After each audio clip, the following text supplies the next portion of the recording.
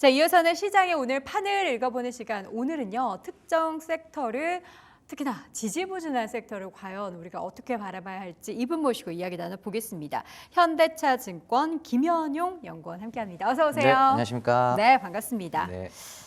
네카우 이야기 할 건데요. 네. 어떻게 좀 무겁게 할까요? 좀 밝게 할까요? 이제는 좀 밝게 해도 되지 그래요? 않을까요? 이제는 괜찮습니까? 네, 한동안 많이 무거웠었죠. 네. 그동안의 주가 보면은 정말 우리 네카우 주주분들은 네. 식음을 전폐할 정도의 수준이었잖아요. 맞습니다. 네. 뭐 네이버만 내려간 게 아니라 카카오도 그렇고 네. 주가 근데 최근에는 뭐 네이버가 뿅하고 지난주 금요일에 5% 올라서 네. 이거 뭐 바닥 시그널인가? 네, 뭐 아직 이제 속단하기는 어렵지만 일단은 이제 뭐 네이버 같은 경우 주가 수익 배수가 거의 16배까지 역사상 최저점으로 밀리다 보니까 네. 그런 상황에서 이제 2분기 실적이 그래도 이제 의미 있게 두 자릿수 성장을 하고 성장할 것으로 이제 기대가 되고 있고 네. 또 이제 웹툰의 IPO도 좀 마무리가 되면서 하반기 이제 컨텐츠 사업 부문에 대한 이제 본격적인 손익 개선 네. 그리고 우려는 많았지만 광고 쪽이 잘해주고 있다는 부분 이런 부분들이 이제 이 정도면 그럼 사도 되지 않나 그런 부분들이 조금 이제 미약하게나마 네. 반등이 나왔던 이유라고 생각을 하고 있습니다. 다들 사도 되나? 사도 되나? 여기 바닥 밑에 지하 있고 지하 밑에 우리가 핵을 보는 거 아닌가라는 맞습니다. 그런 우려감이 네. 있을 법했던 그런 상반기였습니다. 사실 네. 작년부터 계속 뭐 네이버도 그렇고 카카오도 그렇고 부진함을 면치 못했는데 올해도 상반기에 그런 흐름을 보였습니다. 이게 네. 시총이 합산 한 15조가 네. 정말 맞았죠. 예. 이 15조라는 숫자가 예. 가늠이 안 돼요. 그럼 우리 투자자분들은 얼마나 많은 손실을 보고 계신 걸까요? 뭐 카카오 같은 경우에는 이제 연초 대비로만 보더라도 35% 아이고. 정도 빠졌고요. 네이버는 이제 카카오보다는 좀 낮긴 한데 그래도 한 25%에서 30%. 예, 큰 차이는 없습니다만 네이버가 조금 더 그래도 대형주다 보니까 조금 더 이제 무겁게 움직이고 있는 상황입니다. 그 이 두 종목이 다 이렇게 하락한 게 상반기에 뭐 안 좋은 일이 악재가 있어서 그런 걸까요? 아니면 뭐 모멘텀이 아예 없어서 그랬던 걸까요? 사실은 실적 자체는 그렇게 나쁘지 않습니다. 나쁘지 않은 게 아니라 오히려 좋다고 할 수 있을 정도로 네. 매출은 뭐 8에서 10% 성장, 영업이익은 15에서 20% 성장하거든요. 네. 기업에 따라 약간의 편차는 있지만. 근데 이제 네이버 같은 경우에 라인야후 사태, 이게 사실은 가장 컸던 것 같아요. 라인야후 사태와 알리익스프레스의 공습에 따른 커머스에 대한 아주 어두운 전망, 네. 우려 이 두 가지인데 일단 라인야후 쪽이 뭐 지난 한 10년 넘게 공들여온 해외 사업, 그렇죠. 특히 일본이라는 뭐 인구 1억 이상의 큰 시장에 대해서 공들였던 게 무위로 돌아갈 수도 있다. 네. 이런 부분들이 이제 이 라인야후 지분을 팔고 나오게 되면은 돈이 문제가 아니라 해외 사업 자체가 그러면은 힘든 거 아니냐. 로컬 인터넷 기업들은 그 자체가 힘든 거 아니냐. 여기에 대한 우려가 네이버 주가를 계속 이제 발목을 잡고 끌어내렸고요. 네. 대장인 네이버가 이제 계속 빠지다 보니까 카카오 같은 경우에는 특별히 그런 류의 이슈는 없었지만 실적에 대한 부분하고 또 여전히 적자 자회사들이 좀 4-5개 있거든요. 네. 그런 이제 구조조정이 계속 진행이 되고는 있지만 좀 획기적인 그런 딜이 안 나오면서 좀 주가는 연초 대비 사실 뭐 단기 반등도 없이 계속 빠졌다라고 보는 게 맞겠죠. 앞으로 좋아지는 거는 그 상반기 안 좋았던 부분에 뭔가 하나씩 실타래를 잘 풀어가는 게 가장 큰 맞습니다. 숙제인 것 같고 여기에 네. 이제 우리가 생각지 못했던 혹은 준비하고 있었던 새로운 모멘텀, 그러니까 다 기다리는 게 AI란 말이죠. 맞습니다. 그런 모멘텀이 붙으면은 이제 뭔가 딱 유의미한 상승이 보일 것 같은데 네. 앞서서 실적에 대한 전망 좋다라고 말씀해 주셨어요. 네. 2분기 그러면 카카오, 네이버 카카오 두 기업 모두 다 실적 괜찮나요? 네, 일단 네이버 같은 경우에는 매출은 거의 10% 가까운 9.6% 네. 증가한 2조 6,400억 정도로 예상을 하고 있고요. 네. 영업이익도 15% 전년 동기 대비 증가한 4,300억 가까운 숫자를 전망을 하고 있습니다. 네이버 같은 경우에는 일단 광고가 생각보다 상당히 견조했고요. 그리고 특히 이제 디스플레이 쪽 네이버 이용하시는 분들이 이제 홈피드 많이 익숙하실 거예요. 홈피드 쪽하고 쇼폼 서비스인 클립 그리고 이제 게임 스트리밍 서비스인 치지직 같은 것들이 기존의 네이버가 사실 넘보지 못했었던 영역으로 빠르게 시장을 안착하게 되면서 이쪽 디스플레이 광고 섹터도 상당히 좀 잘 성장을 해가고 있고요. 네. 또 사실은 이제 커머스 관건이에요. 커머스가 과연 국내 커머스 거래액이 2분기 때는 의미 있게 반등할 것인가? 알리익스프레스의 작년 10월 달 이후로부터 쭉 이어져 온 공습에서 사실 네이버도 4월부터는 반격을 했거든요. 프로모션을 굉장히 세게 했어요. 네. 무료 배송, 무료 멤버십, 무료 반품 비용 지원 이런 것들을 2분기 중에 했었기 때문에 거래액이 사실 한 7, 8% 정도만 전년 동기 대비 성장을 해도 그럼 이제 시장과 괴리가 격차가 2%밖에 안 나기 때문에 이 정도면 충분히 네이버가 돈 쓰는 만큼은 거래액이 움직이는구나. 네. 이 정도 감만 봤더라도 사실 투자 심리는 급격히 좋아질 수 있거든요. 그게 사실 가장 큰 관전 포인트가 될 것 같고요. 네. 카카오 같은 경우에는 매출은 네이버보다 좀 못합니다. 7.4% 정도 이제 성장한 2조 600억 가량으로 예상을 하고 있고요. 영업이익 같은 경우에는 그래도 네이버보다 좀 더 성장한 24% 가까이 성장한 1,400억 정도를 예상을 하고 있습니다. 네. 카카오 같은 경우에는 이제 본업인 톡비즈, 그다음에 케이팝, 그리고 모빌리티 이 세 개가 성장과 수익성을 견인해가는 모습이고요. 2분기 네. 중에 보시면 이제 톡비즈 같은 경우에는 메시징 사업이 워낙 좋아요. 그래서 톡 채널이나 알림톡 같은 것들이 두 자릿수 지난 1분기에는 14% 성장했었거든요. 거의 거기에 준하는 수준의 두 자릿수 성장이 2분기에도 이어지게 되면서 가장 수익성이 좋은 알짜 비즈니스인 톡비즈가 전체로 보면 그래도 한 7, 8% 성장을 하고요. 네. K-팝 쪽도 4월, 그러니까 2분기 중에 아이브의 컴백이 있었고 또 아이유의 월드 투어가 있었습니다. 그래서 그런 부분들이 K-팝의 성장, 물론 이제 SM도 어느 정도 기여를 했겠지만 SM 작년부터 이제 연결 편입이 됐기 때문에 동등하게 비교해 보면 이제 성장 증부는 그렇게 크지 않거든요. 그래서 아이유랑 아이브 쪽이 좀 견인을 한 것으로 보여지고 네. 모빌리티는 특히 또 주차가 좋아요. 그래서 주차 쪽에서 상당히 높은 성장이 나와주면서 카카오도 2분기 실적은 상당히 괜찮은 모습 예상을 하고 있습니다. 카카오와 네이버와 카카오 실적이 안 좋은 건 아닙니다. 그런데 저는 이제 이 두 기업이 네. 사실 성장주다 보니까 네. 우리는 항상 그 전보다 뭔가 분기든 전년 대비든 이 더 높은 성장을 네. 기대하고 완전 맞습니다. 저성장주로서의 면모를 갖추려면 드라마틱한 뭔가 맞습니다. 퍼센테이지를 네. 기대하는데 그렇게 되면 뭔가 새로운 거 계속 네. 얘기하는 새로운 게 맞습니다. 필요한 것 같은데 그 새로운 게 뭔지는 저 여러분 잠시 후에 네. 이야기 나눠보도록 하겠고요. 네. 이전에 있었던 문제부터 하나씩 좀 네네. 집중 점검을 해볼게요. 이거 라인야후 사태는 뭐 어떻게 되는 거예요? 이게 장기적으로밖에 갈 수 없는 건가요? 일단은 장기전 양상을 갈 네. 수밖에 없고요. 7월 1일자로 이제 행정지도에 대한 2차 보고서를 라인야후 측이 제출을 했고 네. 거기서 이제 단기적 자본 이동은 어렵다라고 밝힌 바 있습니다. 그래서 즉 무슨 말이냐면 단기간 뭐 소위 한 뭐 올해 말까지 정도 되겠죠. 6개월.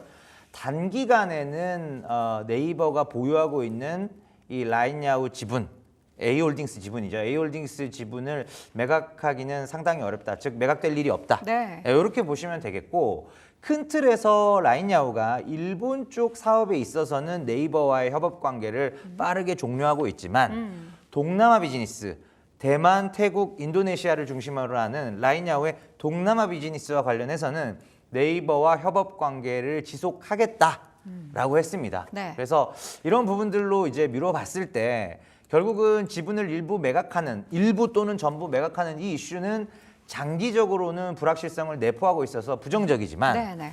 한 6개월에서 한 12개월 정도 단기적 투자 시계로 봤을 때는 이 부분이 급격히 뭔가 지분이 매각되거나 이럴 일은 좀 상대적으로 확률은 좀 많이 낮아졌다.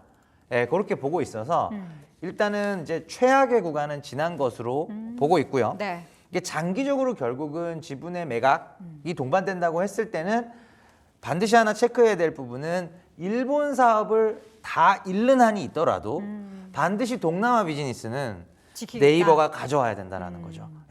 그 가정조차 무너져 버리면 네네. 사실은 이제 이게 해외 사업 매출 쫙 빠지고 그렇죠. 정말로 힘들어지게 되거든요. 그러면 이제 멀티플이 계속 다운그레이드 될 수밖에 없기 때문에 그 부분이 이제 핵심적인 체크 포인트가 되겠습니다. 네, 이것도 뭐 하루아침에 해결될 수 있는 문제는 아닌 것 같고요. 네. 최선을 다한다면 이제 동남아 쪽이나 일본 외의 국가들의 비즈니스를 지키는 것이 가장 좋은 결론이 될 것 같습니다.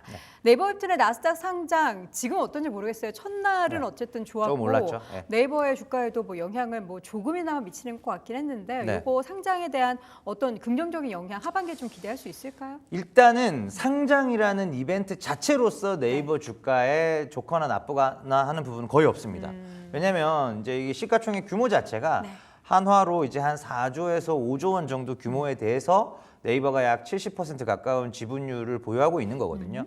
곱해 보시면은 뭐 한 2조 후반대 정도여서 네이버 주가에서 뭐 이게 네이버 웹툰 종목이 갑자기 50% 100% 오르지 않는 한 네이버 주식에 미치는 영향은 상당히 제한적이고요. 다만 이 웹툰이 상장됨으로써 이제 컨텐츠 사업 부문에 대한 특히 웹툰 사업에 대한 매출과 손익이 이제는 좀 조금 더 클리어하게 나오게 됐습니다. 별도 상장법인이기 때문에 숫자가 달러화긴 하지만 따로 네. 나오기 때문이죠. 네. 저는 일단은 4분기 정도에는 전체 웹툰 사업이 좀 의미 있는 규모의 흑자. 그러니까 웹툰 쪽에서만 한 100억에서 200억 정도의 흑자가 나와준다면, 그러니까 국내는 흑자고 지금 해외는 적자거든요. 네. 그게 이제 네팅이 돼서 흑자 규모가 지금은 50억 수준밖에 안 되는데, 웹툰에서 한 150억, 200억 정도의 흑자가 나오게 되면은 나머지 신사업의 적자를 커버하고도 전체 컨텐츠 부분이 흑자로 돌아서게 되거든요. 네. 그 시점을 저는 빠르면 한 4분기 정도로 보고 있고, 이건 굉장히 드라마틱한 어떻게 보면 변화이기도 하고 호재라고 볼 수가 있는 게,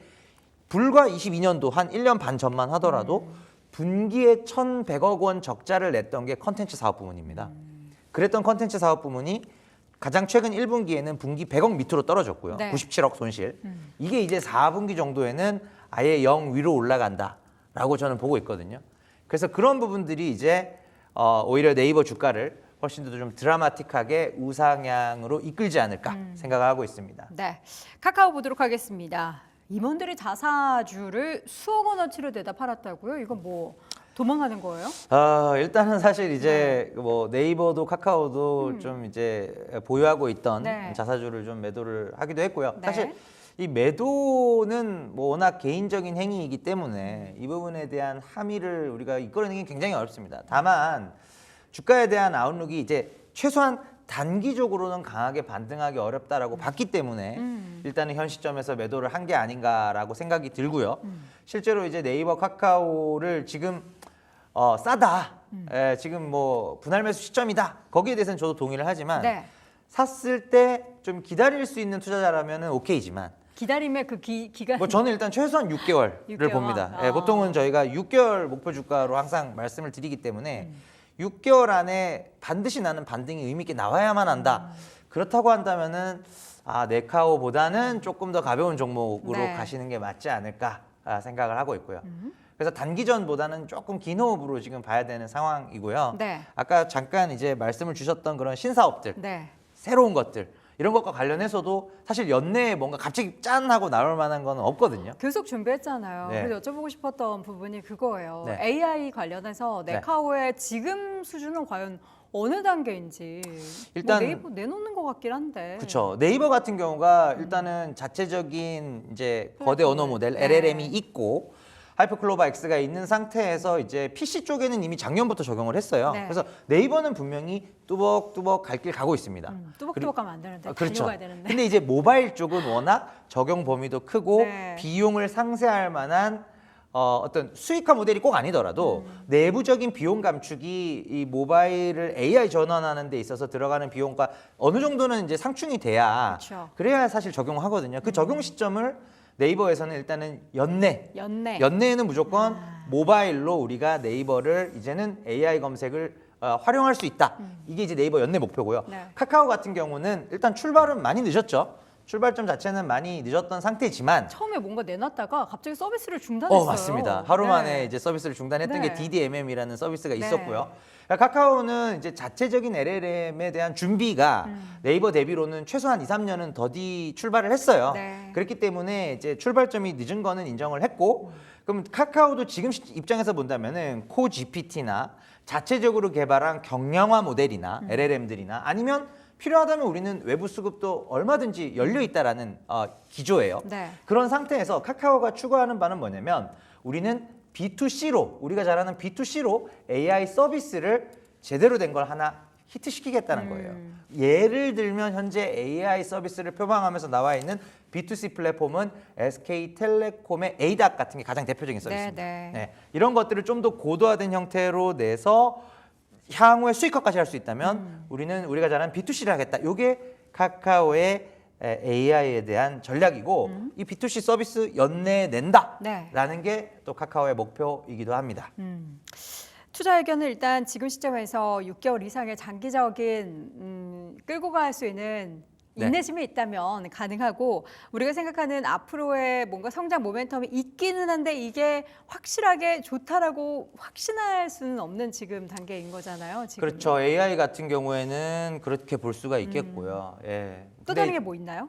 예를 들면 이제 네이버 같은 경우에도 해외 쪽으로, 그러니까 M&A는 계속 열려 있는 상태거든요. 포시마크 처음에 인수할 때만 해도 문제 많았죠. 이거 돈 먹는 하마 이게 맞는 가격이냐? 괜찮아요? 근데 지금 완전 뭐 알짜까지는 아니더라도 완전히 지금 흑자 전환해가지고 이익에 대한 기여도가 상당히 높습니다. 다행이네요. 그런 식의 M&A를 추구하는 전략이나 네. 카카오도 모빌리티랑 헬스케어 같은 쪽에서 계속적으로 해외 확장을 하고 있거든요. 아직은 티가 안 나서 그렇지 이게 네. 뭐 눈덩이 효과라고 소위 얘기들 많이 하지 않습니까? 이 눈덩이가 불어날 때쯤이면 카카오가 네이버가 언제 해외 매출이 이렇게 30% 비중이 넘었었지?